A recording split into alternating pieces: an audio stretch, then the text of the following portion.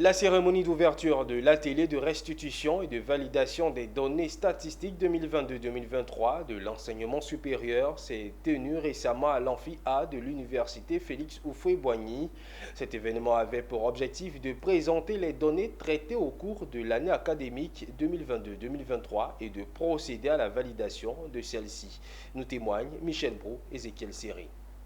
La salle de l'amphi A était comble à la cérémonie d'ouverture de l'atelier de restitution et de validation des données statistiques 2022-2023 de l'enseignement supérieur et de la recherche scientifique. Cet atelier a réuni un grand nombre de personnalités du monde de l'enseignement supérieur et de la recherche, ainsi que des représentants de différentes institutions universitaires du pays. À cette tribune, le représentant du ministre de l'Enseignement supérieur et de la Recherche scientifique a souligné l'importance de cet atelier, indispensable pour évaluer le fonctionnement des institutions universitaires, identifier les problèmes et proposer des solutions adaptées. Il a mentionné la bonne gestion des données dans le suivi de l'évolution du système éducatif, la prise de décisions éclairées et la planification des ressources. C'est sur la base des données statistiques que on peut faire des projets, on peut faire des investissements. Voilà. Donc c'est un outil de pilotage de notre système d'enseignement supérieur de recherche scientifique.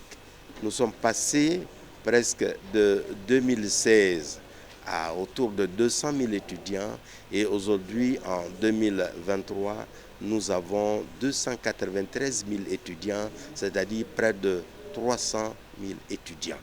Mais ça, il faut le savoir pour que le gouvernement de la République de Côte d'Ivoire puisse augmenter en fonction de ses capacités, de ses capacités, augmenter aussi les capacités d'accueil.